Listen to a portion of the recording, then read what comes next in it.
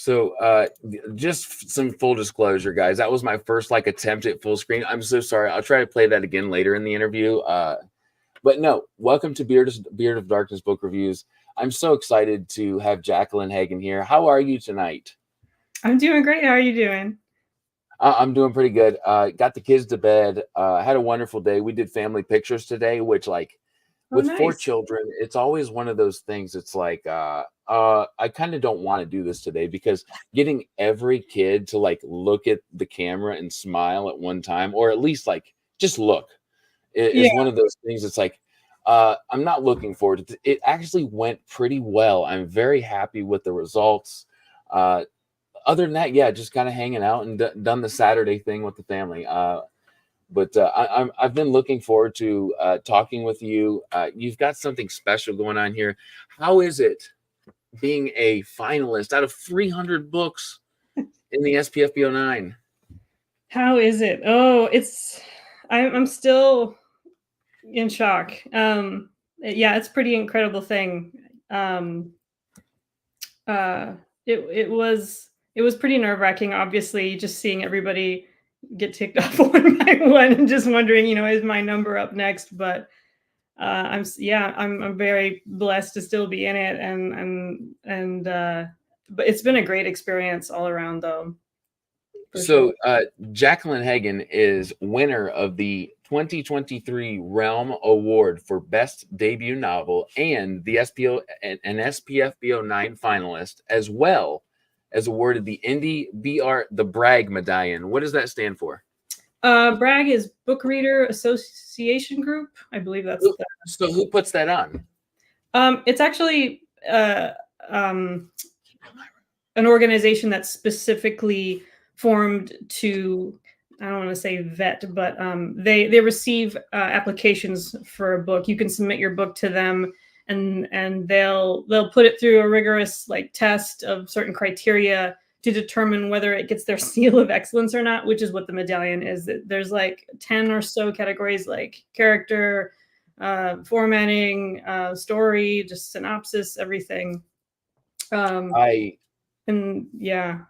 I submitted Wickwire Watch to it, just as an extra way to kind of give it a boost, maybe, in publicity, and they were kind enough to give me a little bit of recognition.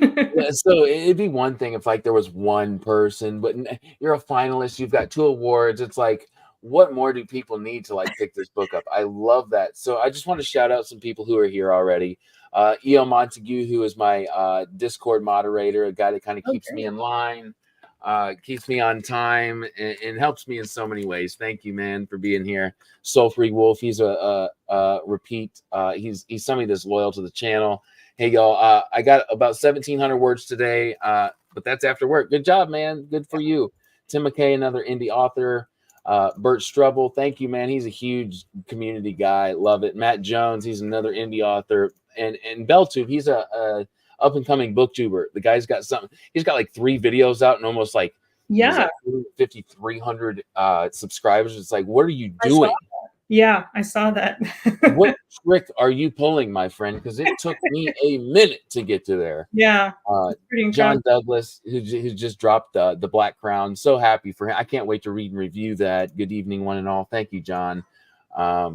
Yes, happy Saturday. Charlie, who's just a wonderful reviewer, along with myself on FanFi Addicts. So many people. One of my good buddies, one of the guys that I really just I love watching his channel. Just an infectiously happy guy. And we did an interview, kind of chat a little while ago. John Minton from Talking Story. Oh my gosh. And he also asks a question, so deserving, about the awards. He says, how goes book 4? Book 4 goes. It goes. I was expecting to be along in the process much farther than I am now, but like we were talking about a little bit before the show, I just did a move from Texas to Virginia, and that slowed things down more than I anticipated. But we're still going to get book 4 out next year, springtime-ish. I'm assuming the move is because, and I want to really reiterate how much I respect. Oh my gosh, she is a veteran. Jacquelyn Hagen is a veteran in the armed forces. She's in the Air Force. just, man, just honestly, thank you so much for what you do, what you volunteered to do. I highly respect that. That's amazing. Appreciate it. Of course. Belzoop says he loved the Wickwire Watch. Such Thank an you. impressive debut. I've heard that from so many people. Thank you. Uh, so, as you're writing a book for the first, was that the first book you read? Was that your debut? It's the first book I published. I had always been writing stories here and there. Um, but I guess I would say that's the first one I really was able to fill out into a full-blown novel and then publish many, many years later. So yeah, it is my debut technically.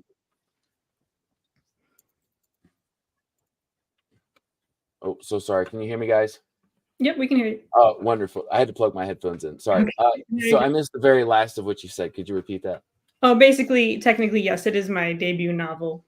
Yeah. That's so. Of course, I know that there's like these debuts, and I think that's wonderful. But you had stepping stones. Oh, yeah, I'm sure you wrote a little bit or practiced, if you will. Everybody, you got to do that, right? absolutely. I love that. Oh my gosh.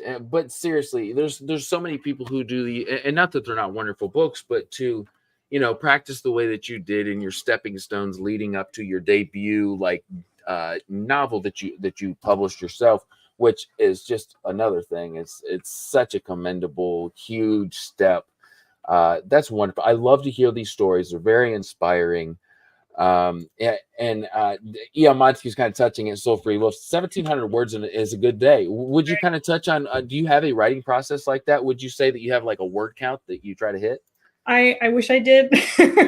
I guess I would say when I'm doing a first draft, I do try to hit a certain word count, which is usually maybe 500 to 1,000 a day. If I hit 1,700, that's amazingly good. But when I'm right now in the editing phase, I'm actually doing the third draft of book 4, so that's Wow. It's a bit different. I don't do a word count when I'm editing, but That makes perfect sense because from as an aspiring writer myself, what I hear is get that first draft out, yes, get it done, and then take your time getting the kinks out of it. Get it, and this is just purely what I've heard. This is not through experience, so correct me if I'm wrong. But you get that first draft done, and you go into like editing. Do you do a lot of editing yourself, or do you send it out? oh yes. I will tell you first of all that getting that first draft done, it did take me a while to learn that you do need to just get through it and not stop every page and then agonize over every page and go back over it again and again. And sometimes that's necessary to a degree, but I have a sign up here on one of my bulletin boards. It says the purpose of the first draft is not to get it right, but to get it written. Ooh, I have to write that down. So please continue. Yeah. So basically, it's like if you're doing pottery and you want to make a beautiful vase or mug or whatever, you have to have something to work with. You have to have material. So that's what that first draft is, just kind of just throwing mud at the wall or onto a piece of paper. It's not going to look pretty, but you need something to work with. So just get it down, get it out there. And then the editing is where I would say the real magic happens. Yeah, so I've learned to just kind of power as much as I can through the first draft. And then I would say I do another read through the second draft I do, and then I will send it to my beta readers and then wait on their feedback. And then I'll do another one and then send it to my editor in England, the wonderful Liz Ward, Liz Ward. yeah. And she will do an edit. And so I go through, she does a couple edits, but I'm doing new drafts in between those. And then when she sends me back the final piece, I do another one. So I am making sure these books are as good as they can be. And they will never be perfect ever. Oh. And there's always going to be mistakes, and I'll find them later, of course, no matter how many, with a fine-tooth comb, I've gone through every single line, but there will be a typo somewhere and it'll pop its ugly head up after it's been published, of course, but that's just par for the course. No, that makes perfect sense because look, as humans, we are very, what is the word? Infallible? Yeah, of course. Fallible. So, yeah, we make mistakes. And not only that, I think that we change our, So when you put out a book, it's published. In our minds, it's final. And then, of course, you're reading through it. You're reading reviews. You're getting opinions. And that kind of influences the way that you look at your own book, right? Absolutely. Okay. So I love how, oh my gosh, you just literally took the words out of my mouth, John. Absolutely love how you are able to make place a character. Can you speak on that a bit? Yes, and great question, John. So in one of my past lives, I got a degree in film and television production, and I moved out to Southern California, and I lived there, and I had a couple of internships at a couple of film studios and doing a couple of Wow. jobs over there for about 2.5 years. And one of my jobs was to write film reviews for an international. It was a international film festival. I don't think That's it incredible. even exists anymore. I'm not sure, but I got to write film reviews. I could do whatever film I wanted, and as long as I turned in a well-written piece. And they paid me in a Netflix DVD subscription. This is back in Wow. this is like 2006, 2007. But I thought that was awesome. Back when they like sent the physical Yeah, discount. Oh, I yeah, love it. yeah, I did. It was great. But so over time, I developed kind of a criteria for what I thought were good elements of a film, and I largely that has carried over into how I write. So I came Sure. up with this acronym CLASS, CLASS, and that's character, lighting, atmosphere, script, and scrutiny. Will you repeat that? Oh, sure. So CLASS is the acronym that I came up with. Character, lighting, Mm-hmm. atmosphere, script, and scrutiny. So character, obviously, you got to have interesting, fully formed, multi-dimensional characters to have a good story. Lighting for film doesn't really translate to books, obviously, but atmosphere is huge for me. Oh, It can be like the setting in any story can be a whole character, and I think that's important. And I think it adds to the depth of the story, and it puts you in the mindset right away, the tone, all of that. Um, yeah, so I think it's very important. And then the last two were script and scrutiny. Obviously, the script should be as good as it can be, and scrutiny is kind of a catch-all as far as making sure you in the film world you cast the right people and all that. I guess for books it would be like in the editing process. But atmosphere was huge. sure. I and something I always really appreciated. So that was when I started writing. Yeah, I wanted to kind of adhere to that and make sure. I mean, I love getting swept up in stories and lost in them, and I think that's one of the best ways to get lost in a story is to get lost first of all in the place, in the atmosphere, and the tone. So when I was writing, I don't know, it just kind of came out naturally.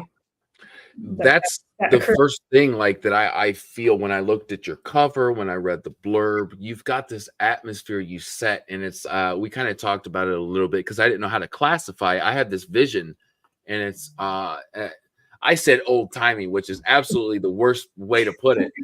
How would you put that? So and this is something I just learned last year when I published a book. I didn't even know this was a thing, but technically I think the term is gas lamp. So Mm-hmm. not quite steampunk. Steampunk's a little more on this, I don't want to say the sci-fi side. On the Yeah. technology side, it's technology heavy fantasy. Whereas Mm-hmm. Gas Lamp is set pretty firmly in the Victorian era of Victorian England, and is more magic based than technology based. But there can be some interlap. Sure. Yeah. Oh my gosh, that's the I think it just reading or just coming to you and being an like interested in your book off the rip. That's the first thing I noticed was the atmosphere. You get this like buggy and horse like I was telling you before we talked like my grandfather had this this pocket watch and I know how I feel when I look at that, and that's how I feel when I look at your book, Mm. uh, which I think is just, I think it's one of the most beautiful covers I've ever seen in my entire life. It's just presented so well, and highlighted in just the most wonderful areas. I love it. Would you like to shout out who did your cover? Absolutely. So my cover artist is the incomparable Stuart Bache. I believe that's how you say his last name. Bache. Stuart has done 3 covers for me now, and he'll be doing the rest of the series if I'm lucky. No, he will. But he's a pretty well-known cover designer. I think he did Ryan Cahill's books as well. Mm-hmm. He's done some for Stephen King. He's done some for the Tolkien estate. Like, I am lucky to have Stuart take me on as a client. But when I said I'm going to get into publishing, I wanted the best I could get, and Stuart, by all accounts, I loved all of his covers. Just looking through his stuff, so he I did love that. Mm-hmm. I think, and he's also got a very unique way of he's got a certain style that I absolutely just love. It's simple and inspiring, and in his text especially it just pops out to you. He highlights the right areas, and I'm learning things I did not know about the Tolkien estate. That's wonderful. That is so cool. That's just inspiring. Yeah, he knows what he's doing. He's awesome. I would highly recommend him. No question about it. So for those who don't know, tell us a little bit about the series, the names of the books that are out, and the blurb, if you will, like kind of an overview. Sure. So the series is called The Riverfall Chronicles. The first book is The Wickwire Watch. Overall, it's about a young boy who finds himself one day being hunted down by dark spirits that he didn't know existed. And the only people who can keep him safe are a group of fugitives who are on the run. So the Wickwire Watch is the first book. The second book is called The Spider Key. That is available now. And the third book is The Blue Flames, which just got published in August. Yeah, and the fourth one is forthcoming. Love it. And on the back, guys, one of the most enticing things that I read before picking the book up or reaching out was trust no one. Mm-hmm. Big theme of the whole series. I was gonna say, is that a huge theme throughout? Absolutely. Yep. Love it. So what was your inspiration behind this like beautifully done and uniquely done premise and tone to your book? Inspiration. So I've told this to other people before, and it always sounds weird, but it's the truth. No, that's perfect. So I got the idea when I was in my technical training. I finished basic training way back in 2009. And then the next thing is they send you to your technical training, which for me was going to be very long. But I had these 2 very vivid images in a dream. One was, and there was no talking or anything, and they were very simple. Just one was a woman who was dressed very regally in this beautiful cloak, and she was standing in this snowy wood, and she was looking at someone, and I couldn't see who she was looking at, but there was a very mysterious, powerful emotion to the image. And then I woke up and I couldn't stop thinking about it. I thought that was very vivid. That's very strange. And then I think it was a couple days after that, I had another very strong image of a boy wearing an oversized top hat and a coat. Again, very, very strong image. And I couldn't get them out of my mind. And I was trying to focus on other things. I was trying to focus on my education, my training, but I kept coming back to these images like, what was that all about? And like, are they connected? And how are they connected? And then it was almost like a challenge, and I had to figure it out. And like I said, I had always written, so it was just naturally for me to sit down and start making notes and an outline and, sketching these characters. And then I got to inject some fun things from my influences into it. That was the foundation of it. And as far as the tone, that came naturally because the boy was wearing a top hat and he was already dressed in the right era. Victorian type era. So that's how that started. That is, oh my gosh, I love that answer. So one of the things that I do when I know that I'm going to speak with somebody is, now I'll watch interviews that you've done afterwards. I try not to watch too many that you've done before because I like these answers. I like to be genuine, my response, and the questions that I ask. So I know you've done other interviews and I've watched some of them. But like I said, I don't like to watch the whole thing. I love that answer. That is such a unique answer. I haven't got that. It was a dream. It came to you. Yeah. And it must have been one of those like really lucid, vivid dreams that you just couldn't get out of your head. And I've had those before, and it's kind of breathtaking. It's like, why did this happen? And you chose to make a story out of that experience. That's incredible. I agree with Hail the Lore. I like the concept 100%. It's so cool. How has your adventure with the SPFB09 been? How has that felt? How has it felt? How has it felt? Nerve-wracking, but I've also been so fortunate to meet so many wonderful people through the process. So many, fellow authors and reviewers and booktubers and so many kind people who have been so supportive, and I'll just be eternally grateful to the community, which I feel like SPIFBO really was my introduction into the community. So I was really grateful. But now, I would say, being in the second phase of SPIFBO, so we're in phase 2 now, where the 10 of us are now going to slowly be. Out of 300 books, people. Yeah. Yeah. So the 10 of us over the next 6 months, I believe, are all going to get 10 different scores from 10 different judging groups. And the average of those scores will be deemed the winner. Okay, thank you for covering that. Oh my gosh, I don't think enough people know that. Yeah, I talked to Mark, and I've seen his page that he does. Zach Argyle does a wonderful rendition of like who's left, but it's like, what are the rules? When is this over? Sorry. When will that conclude? I want to say May 1st or somewhere around May 1st of next year. So next year is the timeline. Yeah.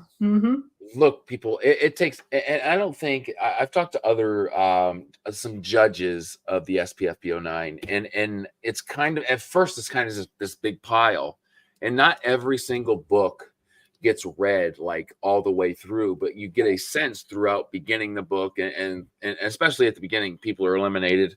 But to be the last, what is that? Let's see.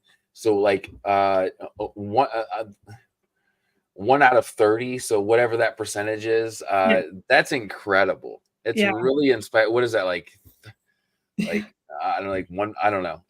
I'm not very good at math, but it's incredibly special, and that's incredible. So Ian Montague says that's thorough talk about vetting. Yeah, that's the there we go. 3%. Yeah, I told you it was good. Oh man, but now it's almost more nerve-wracking because now you're being intensely scrutinized by all these people instead of just one who's like, that wasn't for me. Like, yeah, it's I was thinking earlier today about when I was in elementary school, there was this game we used to play out in the playground. And you tell me if you remember this, because this was early to mid 90s when I was in elementary. We're about the same age, I feel like. Okay. So there was a game. We weren't allowed to play it if any grown-ups were looking. They didn't like us playing it. But when they weren't looking, we played it. And I think the polite name for this game was Hands Up.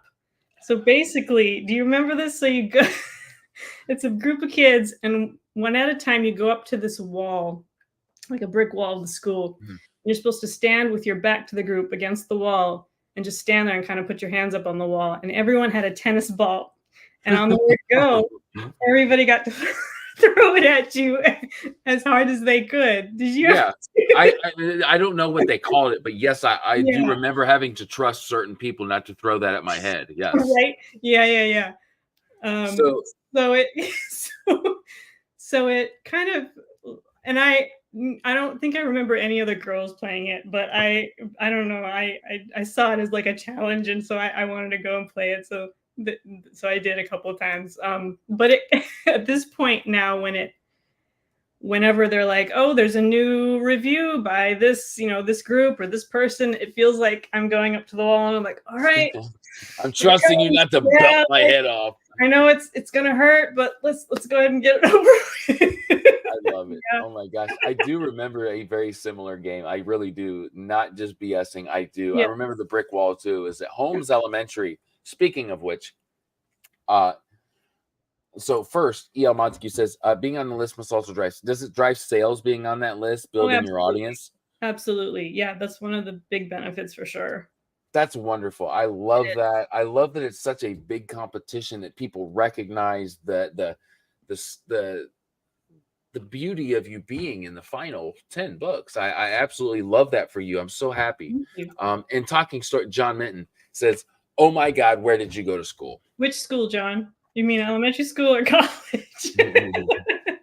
Elementary school was Westview Elementary in Apple Valley, Minnesota. College I went to is called Full Sail University, and they're based in Orlando, Florida. They're Look, we all know Full Scale. Do you? Or Full Sail. I went there in class of 2005, I believe. Yeah, very, very prestigious film, creative school, graphic art kind of thing. I have a couple buddies who went for. He wanted to do ESPN. He's actually a professional tennis player now, so it's like took him somewhere else. But he graduated with a degree in like graphic design, I believe. But very good school, very prestigious. Yeah. Daniel Klauser, I'm 41 and I did a lot of crazy stuff when I was a kid, but I don't remember doing anything like that. Wow. Well, then you're missing out, my friend. Yeah, you missed out. I'm sorry for your loss. So as an author, as somebody who has a family, who would you say really played a really big part? Not necessarily who, but what was your support system? Well, my mom was huge. She passed away from cancer about 3 years ago. Gosh, I'm so sorry. Thank you. Yeah, that was really tough, but she was a huge influence. She loved stories. She was always taking us to the library, always encouraging us to be creative. She was very creative herself. She was my biggest fan when I started writing the series. And to my sort of shame, I always kind of like dismissed it because I was like, oh, you're just saying that because you're my mom. You love me. You have to be nice to me. That's natural. Yes. Yeah. But she was very supportive and so excited whenever I finish a book. And I love that. So she was huge. And my sisters, I have 3 younger sisters. They're very supportive of me. They're a good chunk of my beta reading team. Wow, so I love that. Yeah, they're very involved, which I'm very grateful for. And now I have a number of friends in the author community who are very encouraging and supportive. So yeah. Look, not a lot of people. I have friends and close family members who their mothers and fathers wouldn't have done that for them. Wouldn't you're have right. inspired. Yeah. So when you say that just makes me want to be a better dad every single day that I can be, because I want my kids one day. I hope one of them writes. I've got 3 boys and a girl. I hope one of them is like, you know what? I think what Dad does is pretty freaking cool, man. So I really hope one day they can say that answer you just gave me. That would make me cry like a little blubbering baby. Yeah, I'm very fortunate. That's amazing. John says, are you and the other 9 finalists getting close? I was talking about elementary, unless they threw tennis balls at you at college as well. Yeah. Look, if they're throwing it at that age, look, we got to duke it out, right? No tennis balls at college. Yes, the finalists. So we have, as soon as we were all picked as finalists, we got in this Discord chat. So we're all in a Discord chat together. So we've been talking and getting to know one another through this Discord chat and sharing things, and that's been awesome. That's been great to because now it feels even more like a camaraderie, and like we've all linked arms on this battlefield, this final phase of the battle we have to go through, but we're going to support each other as we go. So it's You been know it's a fantasy author when they use that kind of analogy. We're on the battlefield. We're Lincoln. yeah. We're at the stronghold. We're the front line. So no, I want to ask you about something in particular because I know most of the Final 10, and I'm so glad that you're in that group now. E.C. Greaves is one that I interviewed when I first started my channel, and I've continued to talk with, and I've interviewed him again. Oh my gosh, he's such a good guy. Have you talked with him for a lot? A bit through the chat, and I watched that interview you did with him. Yeah, he's awesome. He's got, and I hear wonderful things about his book, and I'm starting to read all the finalists myself now. I'm looking forward to getting to his. You're wonderful. Yeah, Daughter of the Beast, guys.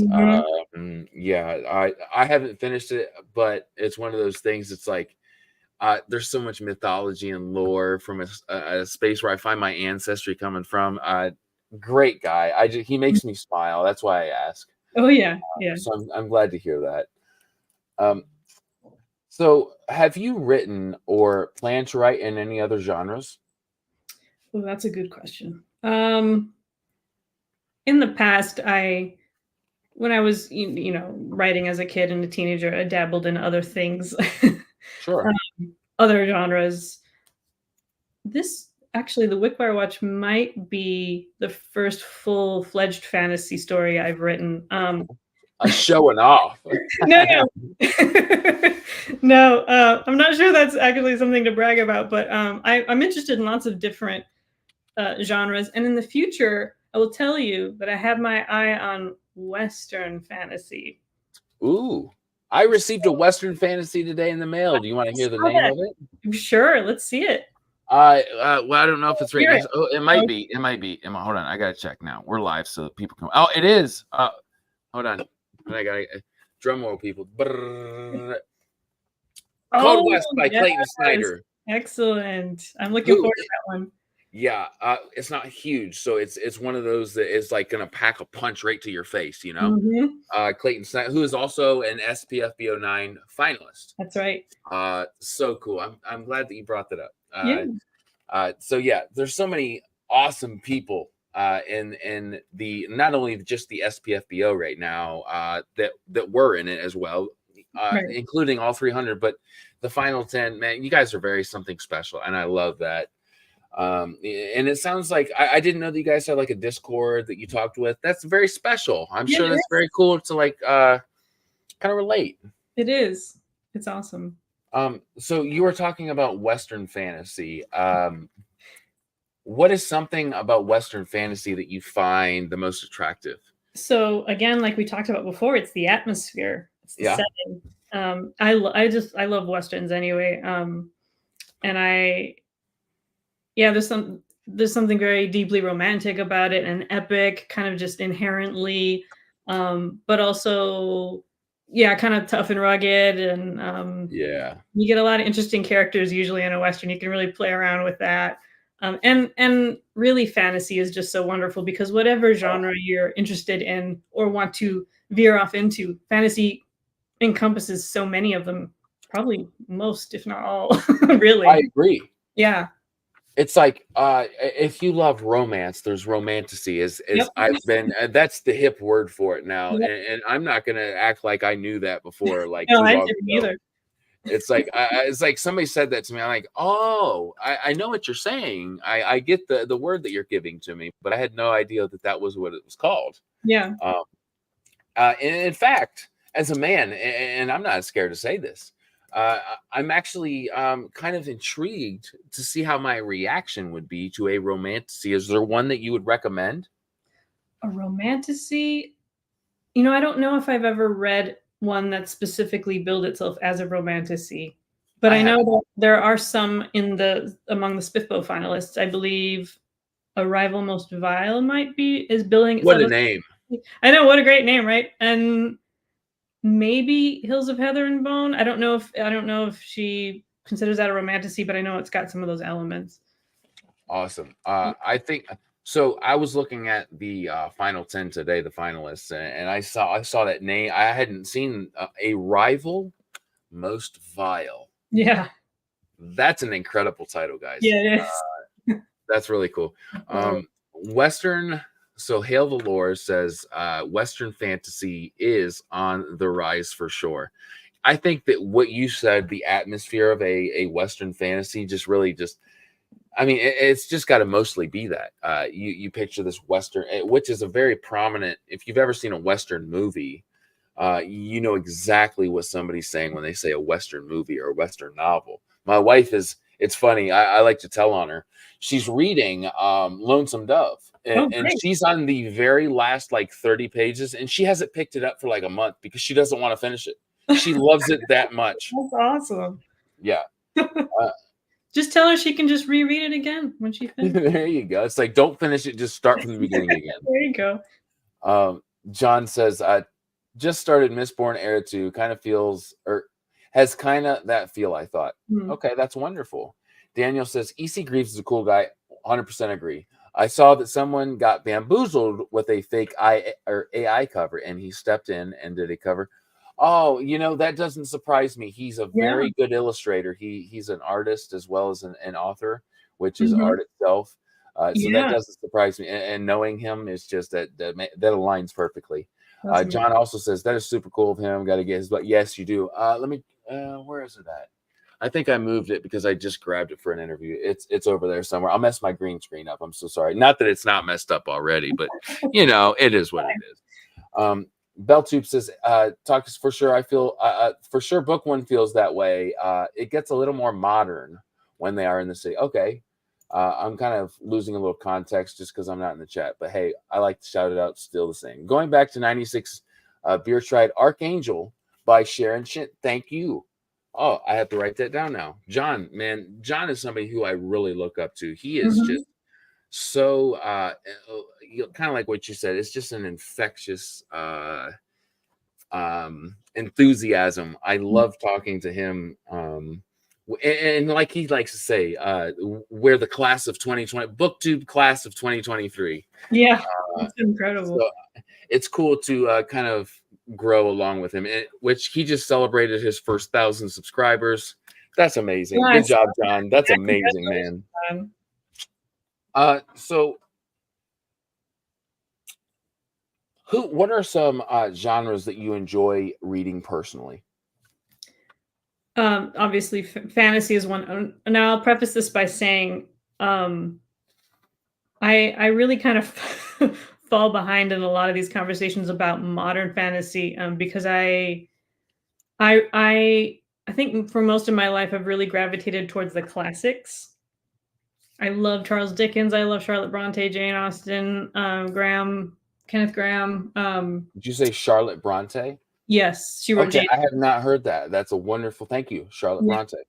Louisa May Alcott. Like, there's so many. And all these things, what they have in common are that they're usually set like in the 19th, 18th century. I guess that's kind of where my tastes have been for a while, just kind of parked there in that time period. Self-discovery happening in real time. Yes, so that's where that comes from.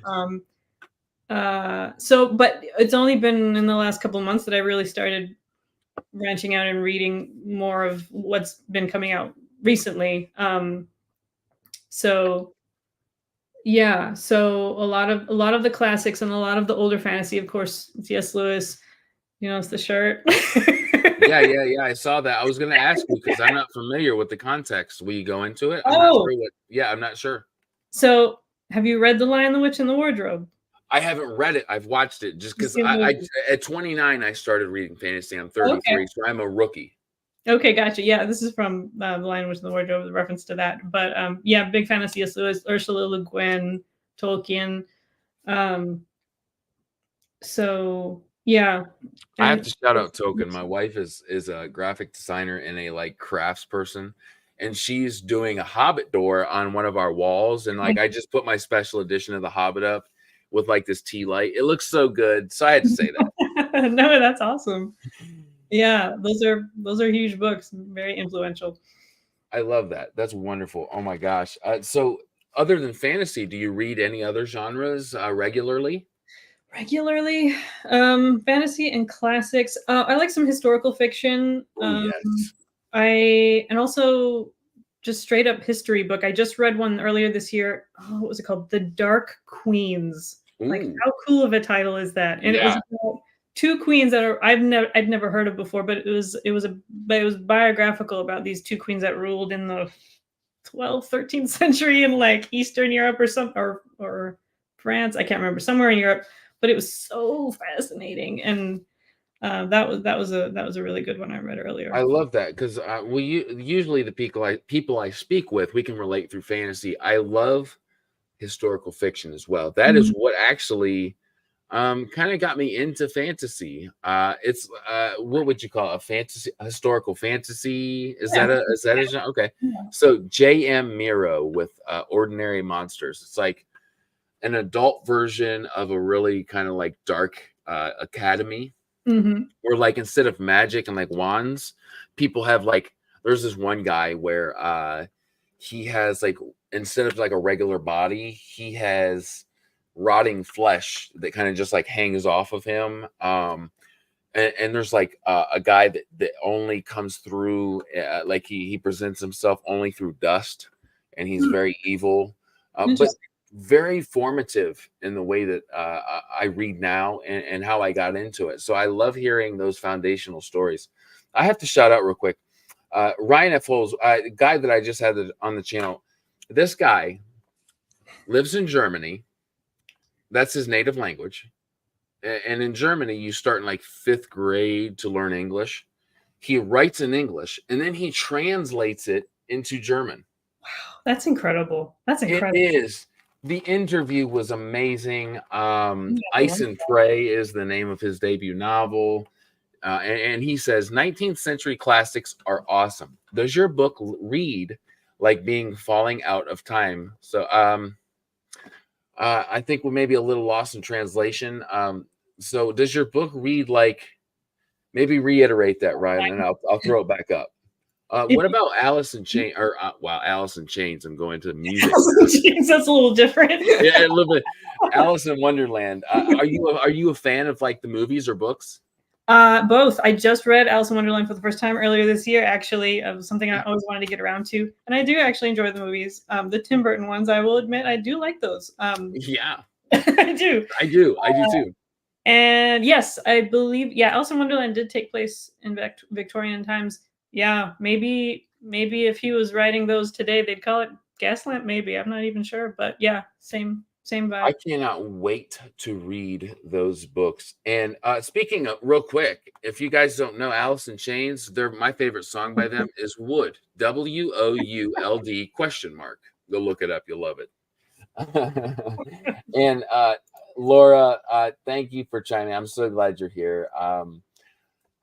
Yeah, the Hobbit door is like one of those things. It's like you walk into a house or you see it on the internet or an illustration, and you're like, it's one of those things. It's like if I were Tolkien, can you imagine if he was alive today, how he would feel?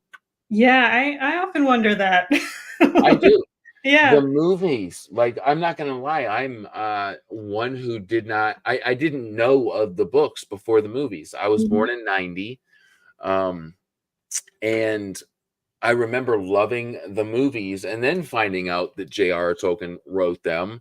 And mhm. then now it's an obsession. It Yep, is an obsession. The Return of the King is my favorite movie of all time Oh, as yes. of today. Yes. Yes, that's a wonderful and it's funny. I have a funny I remember that movie come out in theaters. I was in high school, and my sister, she was a grade below me. She had a date for the movie, and she falls asleep. I was like, "Look," my mom was like, "You have to go to the movies with her and her date." And I was like, "Oh, cool." But they're watching The Return of the King, which is this like 3 hour long movie. She's asleep. He's like, "Homie, what's going on?" Oh. So it was so fun. So let's see. Ryan says, I think that's the same comment. Sorry. Hail Lore says, imagine a book simply titled Wood. Hello, I agree. So, what trope creates the most excitement for you? There is one I can think of in particular that I really like, but I am afraid that if I said it right now on this channel, I would give away a pretty big spoiler Okay. about my series. So I'm gonna keep that one to myself. Or maybe what's another trope that you like to see in books? Ooh, another trope. Me, I'm a sucker for taverns and Yes, inns with some like eye of the world. Like you've got what do they call them in the book? I don't people playing music and like cards and things. Yeah, drinking some ale and yeah, having a good time and shouting and eventually getting kicked out. yeah, yeah, for sure. I love it. So Yeah, can't think. Trixie Hobbitses. Trixie Hobbitses. Ryan says, I meant, does your book read like a 19th Oh, century novel too? And thanks for the shout out. Yeah, no problem, Ryan. I I hope it does. Um, yeah, Was I that your intention? that was my intention. It was a huge inspiration. It's set in that time period. I tried to be faithful to the language of the time period while trying to also not get too in the weeds with it and keep it relatively accessible to modern day audiences. But I've gotten the comment a lot that people feel when they read the book, there's something about it that's very like familiar, like that phrase keeps coming up, and I think that's what it is that feels familiar to them is that it's got such a strong tie to the old 19th century novels. I love that. And I think so many people look forward to that type of like feel.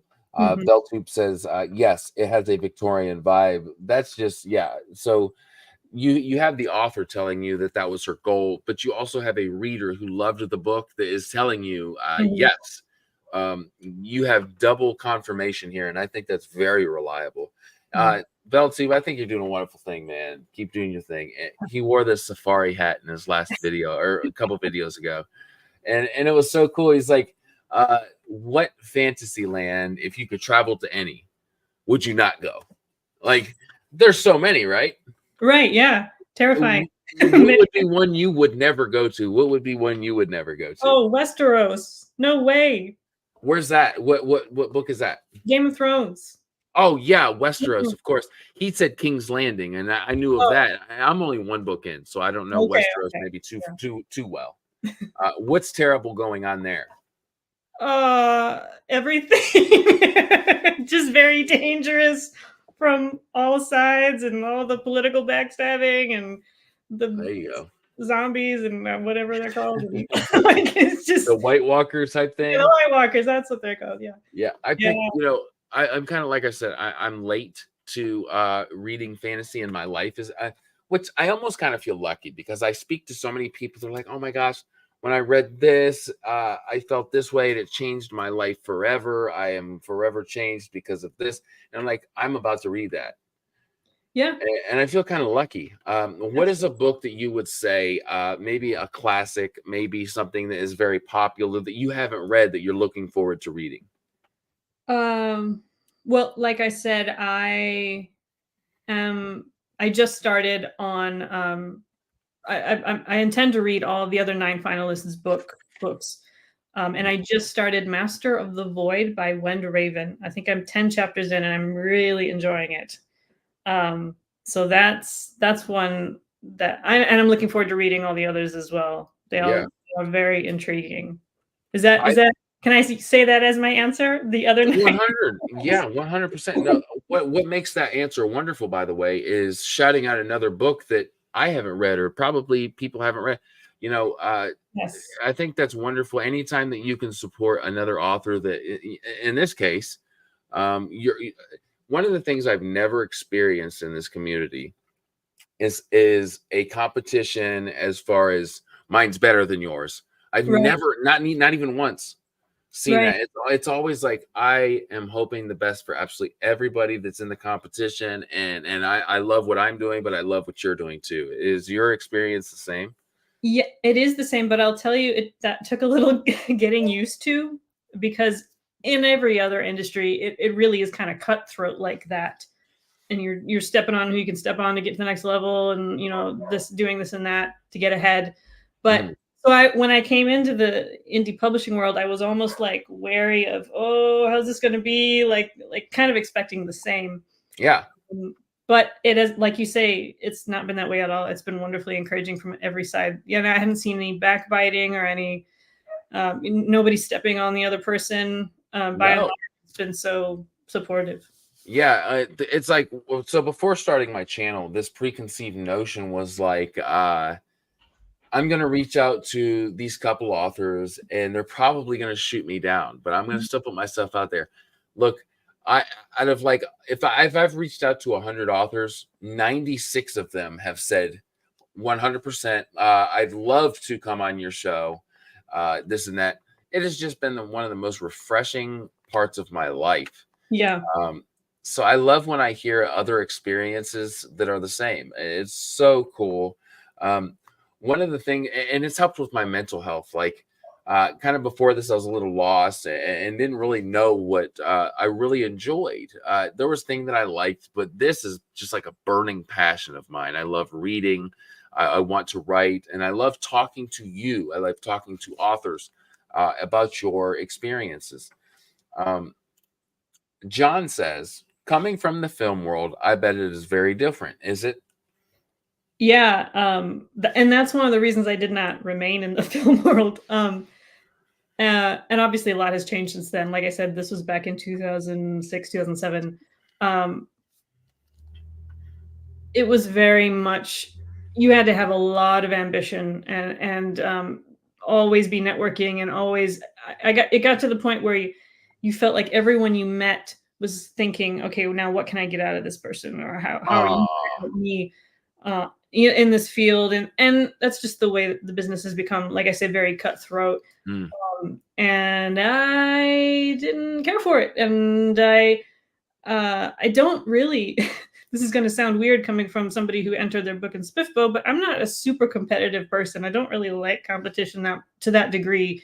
And I definitely, being a super introvert, don't like having to like go to all the parties and talk to all the people and try to get them interested in me. Like, I don't even like being on social media a lot. No, you do such a wonderful job. Your answers are great. You're very approachable. You're not somebody who's unapproachable. So I want to make sure you knew that. Yeah. Well, thank you. I appreciate that. Yeah, I'm nice. I'm approachable. I just like I like being, author is perfect for me because I get to just sit behind my screen and I don't, I don't your posts of your screen setup is one that I dream of having. You have just the most wonderful space. You've posted a picture recently. I did, yeah. It took me a while to get it that way, but I kept seeing other people's desks and offices, and I thought, well, if I'm going to spend so much time here, sitting here doing this, I want it to be as relaxing and calming and nice as possible. So yeah, it took me a while. This is the reason I know of Laura. You were in my group Weatherwax, and I am so happy you got picked as the finalist. Cheering for you. Thank you so much. That's so kind. That's like the most beautiful comment I've almost ever seen in my life. Yeah, you would never get that in the film industry. At least. Oh my gosh. That's awesome. Thank you, Laura. That's so kind of you. That was inspiring. Hail to Laura says the indie novel writing space is absolutely amazing. Way better than other spaces I've been in. I totally agree. Yeah. And he says to that, Ryan says, so if you've never read a Victorian style book yet, that may be one to start with. There you go. Love it. Yeah, I love this. Soul Free Wolf, introvert author. That's not a thing, is it? Who would have thought it? Oh, I love it. So what's next for you, Jacquelyn? So the very, very next thing is my wonderful audiobook narrator, Wayne Farrell, is currently recording the audiobook for book 3, The Blue Flames. I think he's almost finished. And that should be releasing early December, I want to say. So that's exciting to get that out there. And then I saw his post. Yeah. He's amazing. And and then book 4 sometime around next year, around spring. So that's, and then after that, book 5, book 6. Oh yeah. So how many installments do you plan on having in the Riverfall Chronicles? Well, it kept growing as I was writing it, but at this point, I am looking at 6 or 7. That's exciting. Being very conscious of not overstaying my welcome. I'm not trying, by any means, I am not trying to draw it out to milk it, the series, but there are some definite plot points and themes I want to hit. before ending it. So yeah, six or seven books, and 4 of them are done.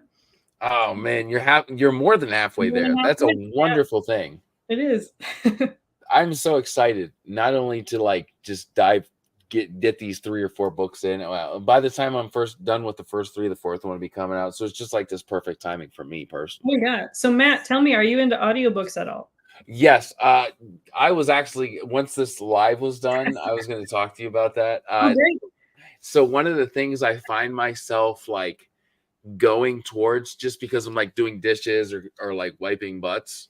I don't Yeah. have like hands for a book. So yes, very much so an audiobook person. Oh man, I'm more than happy to. I'm more than happy to send anyone Spotify codes for book 1 and 2 audiobooks. Oh my gosh. Easy. More You than literally just took our like private conversation and put it out there. It's all good. Hey, I'll give it to anyone who wants it. This is your call, your special call on YouTube right now. If you You want, have no idea, guys, how special that is. you just go to my website and contact me through my website, and you can have a free audiobook download code for a book. And if you're wondering what that website is, guys, we've got a ticker at the bottom. There you go. Who thought of that? Oh, that was me. Thanks, Matt. Of course. And it's very simple. JacquelynHagen.com. Look at that. That's just beautiful. Yeah. Look, see, he's just keeping me on my toes here. So first of all, I have to ask a couple questions for that. Thank you, E.L. Montague. Who are a couple people or a million people? Just name anybody that comes to mind that you would like to see me chat with on my channel. So one of the first things I did when all the finalists, Spiffbo finalists were announced was that I went on YouTube and I was trying to find interviews of all of them because I wanted to get to know more about them and their books. And there were very few, and some of these authors don't have any that I could find. So I would love to see you interview more Spiffbo authors.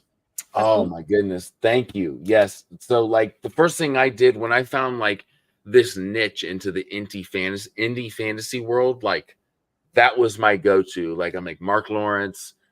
Of course, I'm a fan of his. Just instantly. And then I'm like, oh, the Spiffbo thing, never heard of it. Because like I said, I was new. But now that I'm in this realm, if you will, very prominent competition, and I have fallen in love with it. And 99% of my interviews come from Spiffbo competition. I've interviewed a lot of people that I really look up to, and I love it. Oh my gosh, I'm so excited about the audiobook. I can't stop thinking about that. I'm like, so tonight I know I'm going to be up for a while. I got a newborn, and I'm just excited about listening to it. Oh my goodness. Thank you so much, Tori, for popping in. Hey, Tori. What a wonderful person she is. What an honest channel. She has a new book coming out in 2 days, I believe, officially. Yes. Bloodstones, which I have started reading. So if you are into Asian-inspired fantasy, check that one out. Bloodstones. And book 1 would be Phased, right? That's a different series, but yes. Oh my goodness! Why did I say that, Tori? Oh my gosh! I'm so sorry. That was her first book, or her one previous about that's more of an urban fantasy about werewolves, sisters who are werewolves. So I'm so sorry. I'm learning this from somebody else. But no, let's talk about that real quick. So I thought Phased was book 1 of that series. So Phased is kind of like a standalone.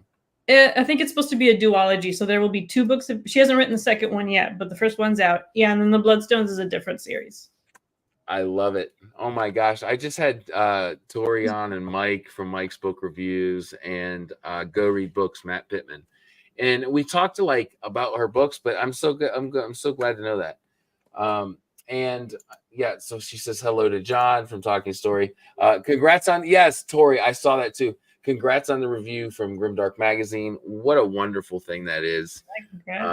And yes, thank you for telling me that, because in my mind, I'm like, you know, I'm this guy that's new to fantasy. Don't mind me. And Bert Strubbs, Tori walks in and takes the show over. Of course she does, right? Of course. So yeah, I'm looking forward to that audiobook. I'm so excited. I can't get it out of my head. So talk about your social links, where you're most active, all of them that you're active in, if you want to talk about them, and where we can find your books. Okay. So yeah, I'm on Facebook. That's just Jacquelyn Hagen. And I'm on X/Twitter, whatever we're calling it now. And that's I just brought it up so I could remember what it is. That's at Jacquelyn_Hagen. Yep. And then I'm also on Instagram. That is Jacquelyn_Hagen_books. So I'm on those three. I probably post the most on X, Twitter X. But I also do have like you have there scrolling at the bottom, I have a website and a newsletter I send out every month just with updates and fun little tidbits and things, and a couple of freebies. So go check out the website too if you're interested. Look, guys, I went to her website, JacquelynHagen.com, and it's one of the best put together author websites I've ever seen. Thank you. It's wonderful. You've got everything that you could possibly need, want, etc. Yeah, go check it out, guys. It's wonderful. Sign up for. Oh my gosh, another thing is the. Tell us the freebie you get with the newsletter. Let's see. Okay, there's a couple of them. The first freebie is you get access to wallpapers. There's a secret wallpaper page on the website where you can download them for your computer or your phone, just images that are book related. I do offer through the newsletter free downloads for the audiobooks. What's the other one? The newspaper. The newspaper. Thank you. Yes. Yes. Oh my gosh, the most coolest one. So if you, the very first freebie you get when you sign up is you get access to an edition of John Spindler's newspaper, the Harburg Herald, and it is so cool. Like there's people who are excited about maps, and my wife was like, "Yeah, they're all right." And then she saw your newspaper, and she's like, "Dude, that is the most freaking cool thing ever." Actually, I have to credit my sister Stephanie for that. She came up with the idea to do it, but yeah, it's pretty cool. It's a fun thing. Look, there's like recipes. There's like, oh my gosh, people. I'm so serious. It's an experience like I've never had with a fantasy author. Period. Like there's a newspaper from the books in there. And, oh my goodness, it is. And there's so many different like headlines, and I'm failing to come up. The recipe stood out for me because there's like the recipes, and then there's like directions to do the oh my goodness, real recipes. It was so cool, guys. Oh my gosh, I've had so much fun. Like this has been one of the most fun conversations I've ever had on my channel. I really just wanted to say I appreciate you so much for coming on. Let me borrow you for a little bit. I've had a great time. Oh, likewise. Thank you so much for asking me. I've had a blast. Of course. And those I want to make sure to get to all the chats real quick before we get off here. Sure. There he is. Easty Griefs himself. Yo, I just got home, so I'll go back and watch the we talked about you a few times, my friend. You did? Oh, that's right. We did. Hi, Easy. Yes. Yeah. So yeah, please go back and watch it. You're a loved man throughout the fantasy realm here, especially the SPFBO. So yeah, you're an inspiration to a lot of people. So tomorrow I am talking with Kay's Hidden Bookshelf, and well, I always get that wrong. Kay's Hidden Shelf, I believe it is. Yes, Kayla is so fun. It's like the like if you want to relax and talk books, go watch her stuff. Like you're just gonna fall asleep because she's got like recipes she does. She goes into bookstores. It's gonna be so fun. I told her she should do ASMR videos. Yes, I feel like she already does them. She just doesn't classify those. Yeah. Yeah, and Laura says, brilliant idea of the newspaper, checking it out now. Yes, go guys, check it. It's so unique. It's very cool. It's a PDF, so you like go through. It's PDF, right? Yeah, PDF. Yeah, so you go through it. It's just like a newspaper. It's amazing. So yeah, tomorrow at 9 p.m. Eastern, I'll be chatting with Kayla. That's the first time that I've been on somebody else's channel, and I'm really, really looking forward to it. Oh yeah, she's awesome. That's going to be so fun. In fact, when I talked earlier about like interviews that I've watched some of, it was with her that you were talking with. In fact, I commented on it. But like I said, I try not to watch too many, but I did have to watch some of her interview. Now I'll go back and watch the whole thing. I love her. I love her channel, and I will definitely be watching you guys tomorrow. Oh, thank you. I can't wait to pop in some comments because Oh we'll yeah, have to talk about you because we'll we do. both got this like You don't similar have to talk experience. about me, but yeah. Oh no, We'll no, be- no, that's something I'm looking forward to. So, thank you again. Thank you for people who showed up to watch live. Thank you for those who will watch in the future, and we'll see you guys next time. Have a good night. Thank you. Have a great night.